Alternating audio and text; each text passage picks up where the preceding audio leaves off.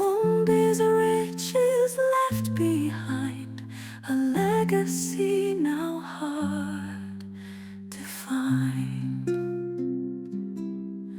My own son walks the dusty road with dreams that carry heavy load.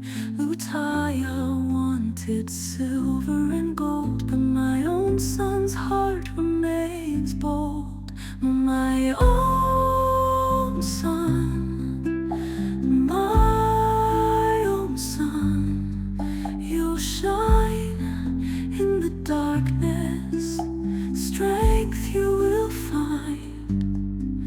My own son, my own son, stay true, the world may.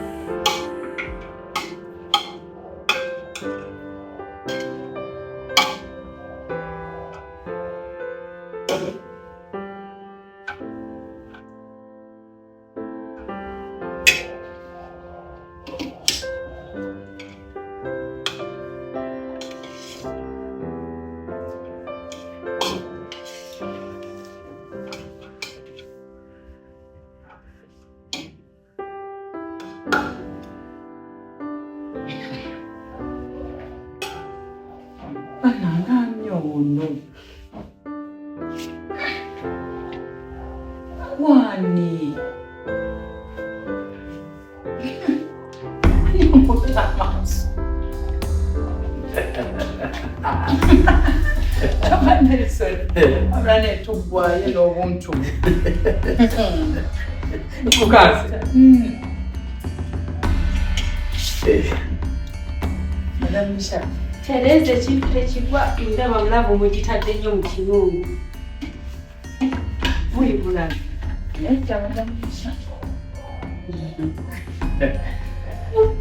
Naye Nisha, obadde bulungi. Nisha, Mukama yeebale kumuleta. Esogere bweri kati kanjatule. Kanjogere ekiri ku mutima gwange. Nisha, nkwegayiridde. Oba kutunda kiki oba kola kiki kyonna kimanyi nga kikola ku lw'omwana omwana logola kwembatira ndaba omwana buli kyambala kinyuma omwana yambala bulungi agatulaazitaa kyonna oba ntunda ttaka oba nkola kiki oba kiki kyemba nkola nkyogedde mu bwaso bwo ayina ye tali comfortable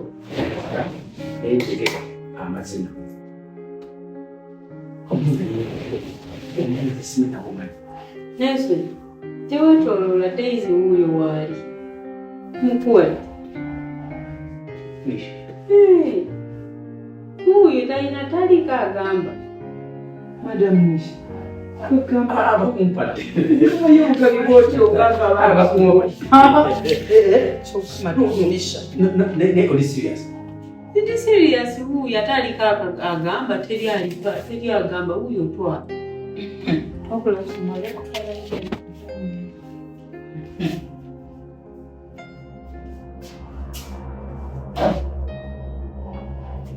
Nelson, zindabanga ebintu ebiri serious obanga oli serious. nawe obadde ki twagamba tuti Nelson, ekyokukola okimanyi saagala otandike kwekubya mizimu wano. nyumba bino okujjayo ekintu mmanyi okujjayo ekyoza malisitadentyoyo oza zine musiro okumala gajjanezija oza mbadde simanyi tiwoli Nelson, ekituufu ekyokukola okimanyi.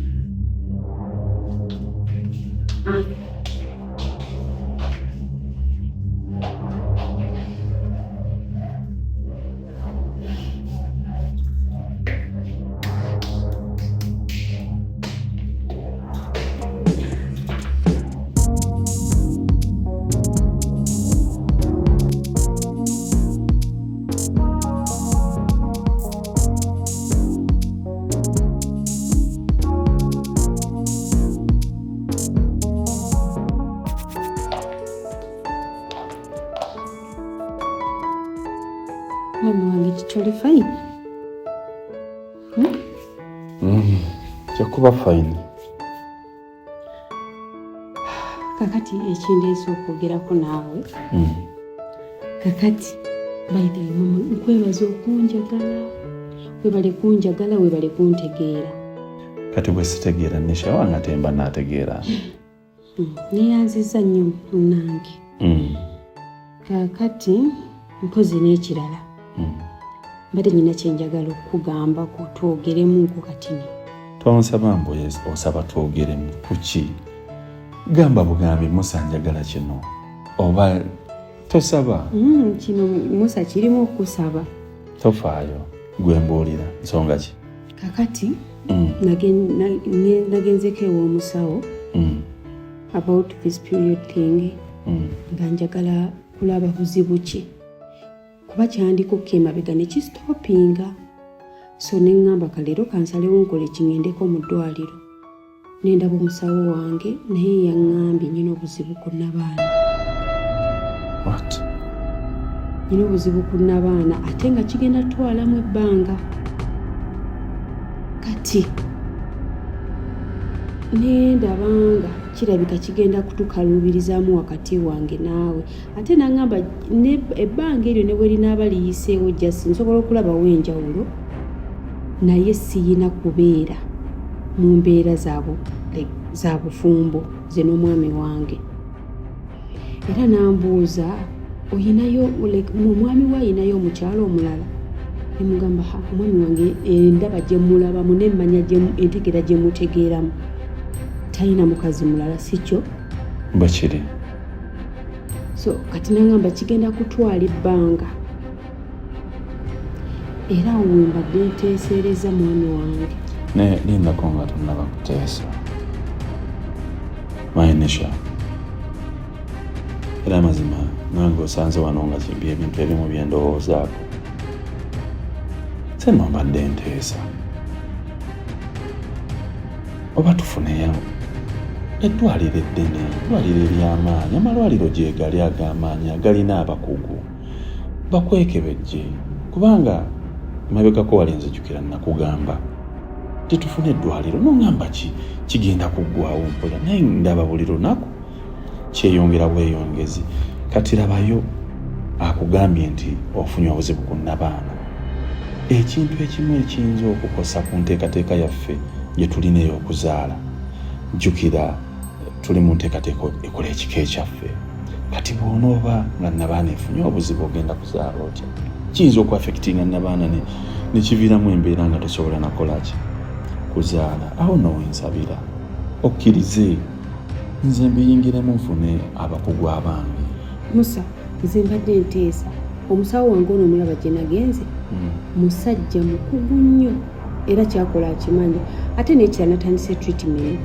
kati mba sisobola kutaataganya treatment gye ntandiseko ate tugende walala n'okusevinga ssente nze mbadde nteesa tusooke tukiweemu obudde anyway katugumiikiriza tewali kyakola tusooke tukiweemu obudde then tulabe ekiddako kakati mpozi n'ensonga endala olaba otya kubanga olaba otya nga nyinawo omukwano gwange akola ki ayina eddagala Musa nyina mukwano gwange mbadde nsaba lwaki simuleeta nobeera naye mu nsonga z'obufumbo Nisha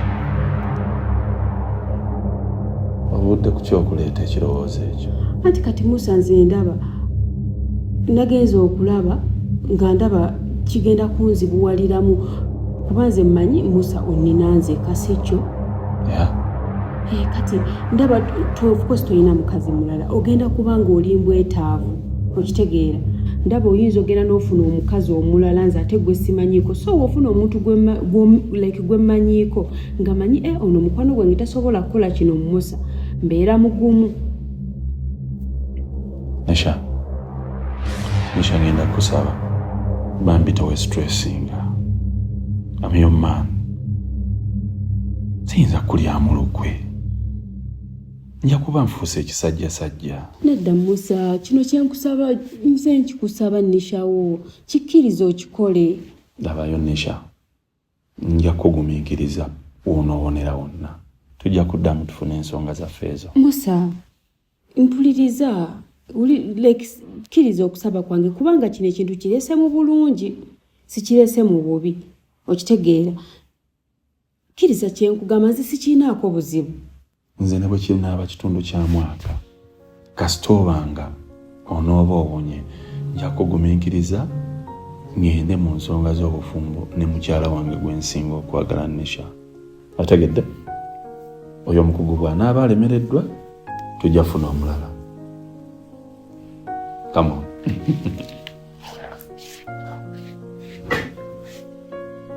Tositwesinga. Musakkiriza kyeggamba, kino kintu kiyamba ffe ffenna. Sisobola kukola ekyo. Nisha mba nkuliddemu olukwe, nalayira okwagala. Kati bwe mba nkugambye nti ze sikiinaako buzibu, lwaki wowe waaliriza nti ogenda kundyamu olwo? Nange sikiinaamu obuzibu ekyokugumiikiriza. Segede bikwamu.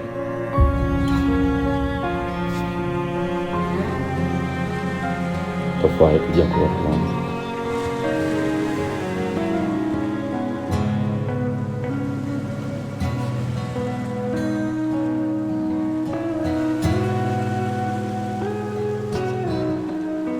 Shiba, how are you? I'm okay, Madam Treasurer. Oh, Alright. I'm fine too. Shiba, njagala ofuna obwenkanya. Njagala kumanya kugwe ne manager Musa laavu yammwe eri ku level ki? Ensonga lwaki nkubuuzizza? Ensonga oyinza okuba ng'olina olwanirira kintu kyo naye ng'abakulaba tebamanyi lwaki olwana. Madam Treasurer, olaba, manager Musa musajja wange. Era ne maama kale tumuyite nazaala wange. Ammanyi bulungi nnyo. Era manager Musa lwe yasemba kubeera wano ku office, namutika n'obubaka bwange abutwalire maama. Which means Musa ne wawe bakumanyi yakwanjulayo dda. Buli omu akimanyi. Ne wano ku office buli omu akimanyi. Just lwakubanga omanyi abaana ab'obuwala bwe bateewummuza bagenda kunnyingirira.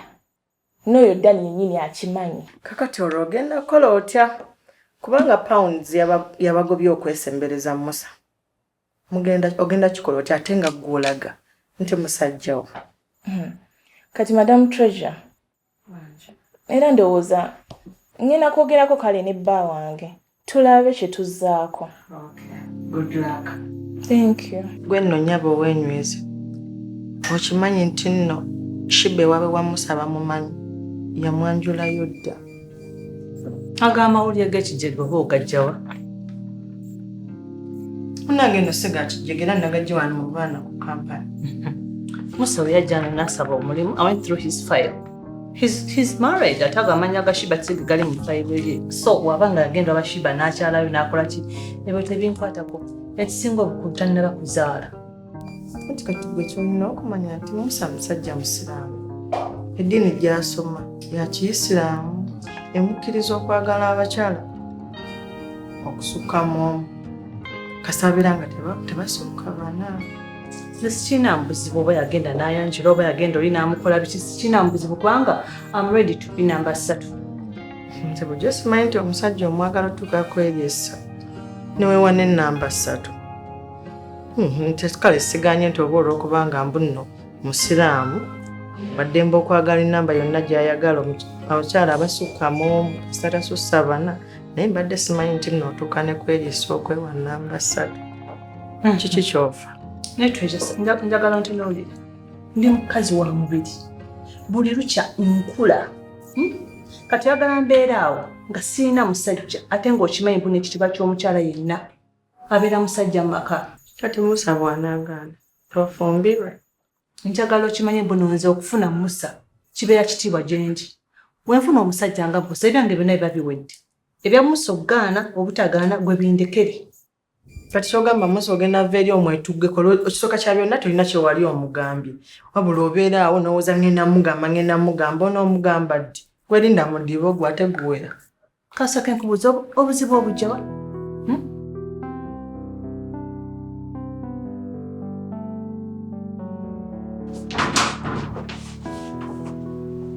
Yes, Nyaba, good morning. Good morning. How are you? I'm okay, how are you? Mbadde busy. Mukazi wangamba gwani? Shakuru Kasa. Shakuru? Yeah, Nyaba.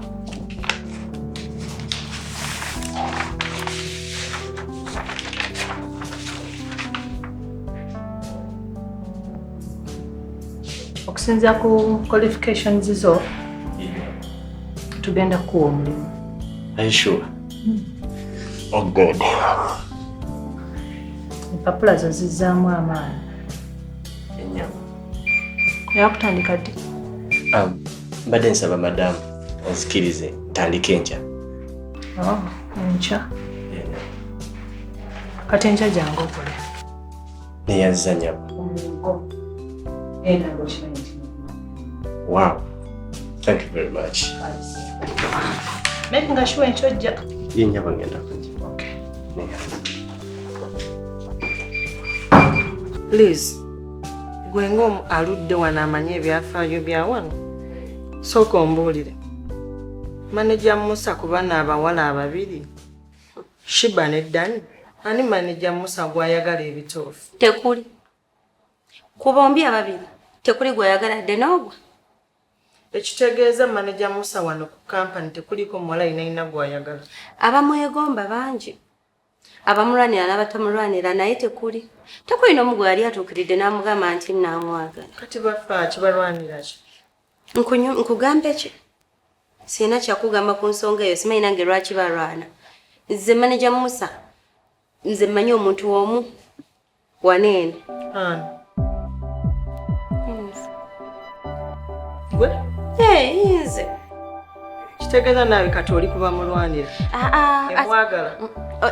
Emwagala kwendi nayimuka mu bitiibwa ne ngenda gyali ne mutuukira ne mugamba bwe nali mpulira nze ng'omusajja mwagala ng'omusajja buli wampitako omutima gunnuma ne nnyimuka ne ngenda ne mwatula ne mugamba munnaaye nze nkwagala era niiza ekintu ekyo anziremu anjatulire nti naye anjagala kuba nkimanyi anjagala naye nno mwegendereze mwandifuna obuzibu ku lwa Musa. Ate obuzibu ki? Mwegendereze mwandifuna obuzibu mujja bulabaawo mu maaso. Kati nkubulire Auntie Treasure. Naye teze ekiraba tekibamu buzibu omuntu okuyimuka n'ogenda n'ogamba omuntu bw'owulira.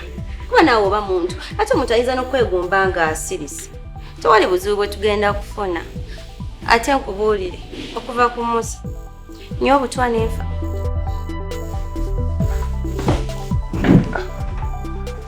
Osiibye otya?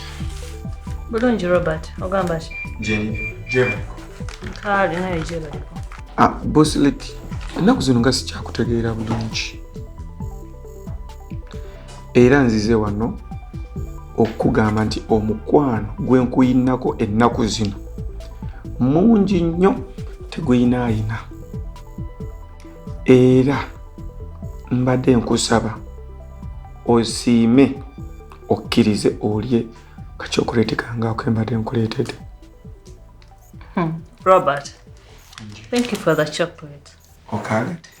Nkaagadde naye mbadde njagala n'okwebaza ebbanga lye tumaze nga tukwatagana wamu mu nsonga z'okuketta ng'onnyambako okuketta eno n'eri webale kunkettera naye nakizudde nga ovuga ogenda ova ku mulamwa ovuga ova ku mulamwa gwe ovuga ogenda mu saidi za laavu. Nze Robert siri ku saidi za laavu wava ku mulamwa n'ogwa mu mukwano.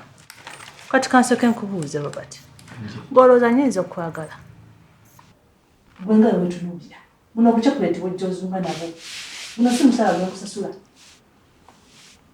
gw'okusasula ng'olowooza bakoze kinene nnyo sigala nabbi kuddiza toddangamu kujja ano ng'ozunga na zi chocolate zo ekirala okuketta kulekeraawo kubanga nze sisobola kwagala n'embirooto byange sisobola kwagala. Boss Lady, tonkozesi bulungi. Kale bulijjo buli kye mbadde mbala buli bye mbadde mpulaninga byonna nga nawe oli mu pulaani zange kale tonkozese bulungi naye era bye mbadde nkusaba kale bosileti nyamba onzikirize onjagale ku lw'ensonga n'emirimu gye mbadde nkukolera gyonna ekyobukesi wavaayo mungu mbadde njikola nti mmanyi nti gwe njikolera ya bibi wange kale raba bannange bengobeza no ku ofiisi babagobye ku lwange abamu ne bakuba fayini ekyo kyosazeewo okunsasula. Can you get out of my office? Can you get out of my office? Naye bosiketi waninya. Can you get out of my office? Get out.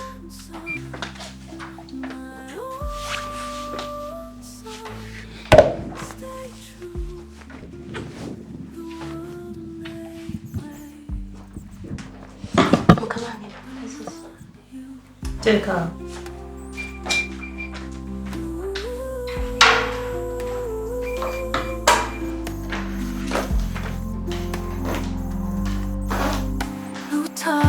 Took what wasn't his to take, left us with nothing but hearts that ache. My own son's spirit won't betray. In his eyes, the dawn of a new day.